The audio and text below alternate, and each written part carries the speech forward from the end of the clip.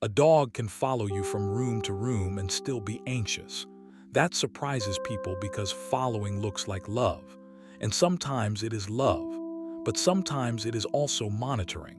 The dog is not just saying, I want to be near you. They may be asking, where are you going? What happens next? And am I safe if you disappear? The difference lives in the body. A calm follower moves loosely. They pause to sniff, lie down when you stop, and settle if you close a door. An anxious follower moves like the house has a countdown clock. Their eyes stay fixed on you. Their body stays ready. Their rest is shallow. They are close, but they are not peaceful. This behavior often starts with a simple pattern. The dog learns that your movement predicts important events. Shoes can mean leaving. Keys can mean separation. A jacket can mean the routine changes. A closed bathroom door can feel like being cut off from the only safe point in the house. Over time, the dog stops responding to the event and starts responding to the first tiny clue before the event. Dogs are masters of pre-departure cues.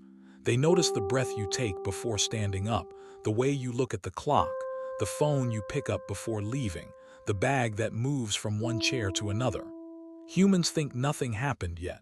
The dog thinks the story already started. Following becomes an attempt to keep track of the plot. Some dogs follow because closeness has always worked. If they stay underfoot, they are included. If they stare long enough, someone talks to them. If they block the hallway, the human pauses. This does not mean the dog is manipulative in a human way. It means the dog has learned that proximity changes outcomes. The behavior becomes a strategy. Other dogs follow because distance once felt unsafe.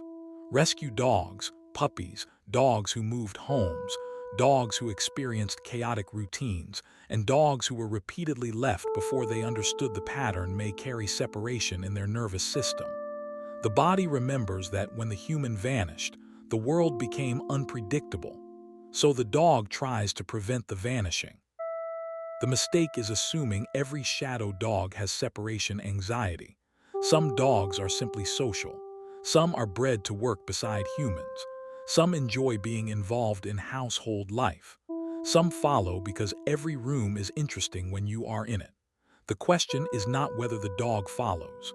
The question is whether the dog can relax when they cannot follow. A secure dog can choose closeness and still tolerate distance. They may trail you into the kitchen, then wander away. They may watch you leave the room, then put their head back down. They may greet you warmly without melting down. Their connection has flexibility. Anxiety has less flexibility. It says, I need access to you right now or my body cannot settle. This is why constant reassurance can accidentally make the loop stronger.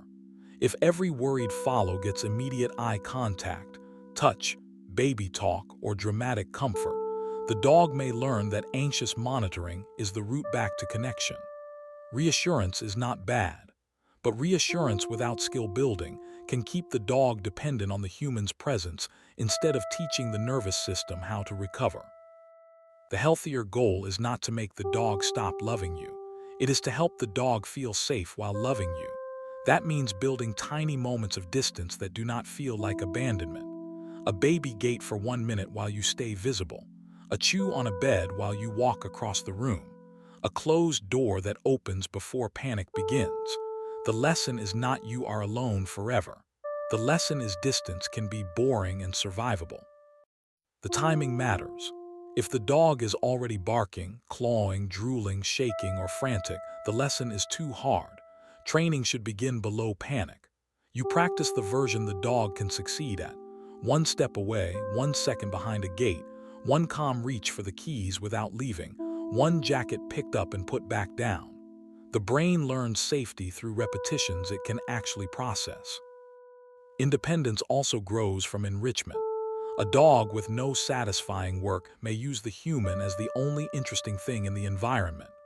Sniffing games, food puzzles, calm chewing, decompression walks, and predictable rest spaces give the dog other anchors. The point is not distraction as a trick. The point is teaching the dog that life can contain good things even when the human is not actively performing. But the emotional part matters too. Some dogs do not need more stimulation. They need more recovery.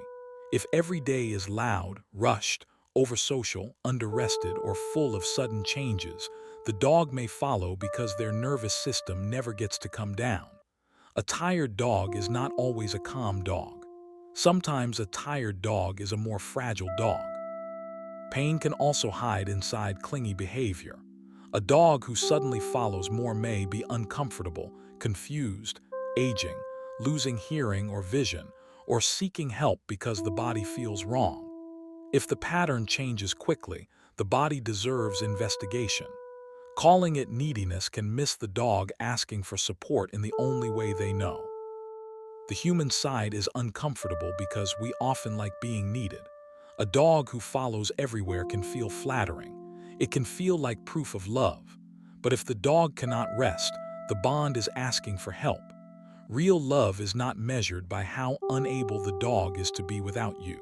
It is measured by whether your presence helps them become more secure. A practical reset begins with observation. When does the following become intense? Morning, before work, after meals, when you touch keys, when you go upstairs, when guests arrive. What does the body look like? Loose, tense, panting, pacing, whining, unable to take food. The pattern tells you whether you are seeing habit, breed tendency, boredom, fear, pain, or true separation distress. Then you make the picture smaller. Reward the dog for settling before they chase you.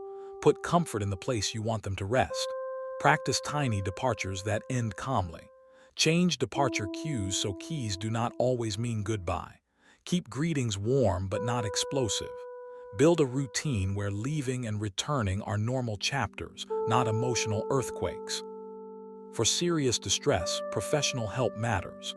A dog who panics when alone is not being dramatic, spiteful, or disobedient. They are having a nervous system event. Punishment can make the fear deeper because now being alone predicts both panic and consequences. The humane path is gradual exposure, management, veterinary support when needed, and a plan that protects the dog from rehearsing terror. The goal is a dog who can follow you because they enjoy you, not because fear is pulling them by the chest. A dog who can watch you walk away and believe you come back. A dog who can rest in another room and still feel connected. A dog who loves your footsteps without needing to control every one of them. That is the psychology of the shadow dog. Not too much love, but a nervous system asking for enough safety to let love breathe. And that is the goal. Not a dog who never follows you, but a dog who can follow from love instead of alarm. A dog who can watch you leave the room and still breathe. A dog who can rest while the house keeps moving. When following becomes a choice instead of a fear response, the shadow dog does not lose the bond. They finally get to feel safe inside it.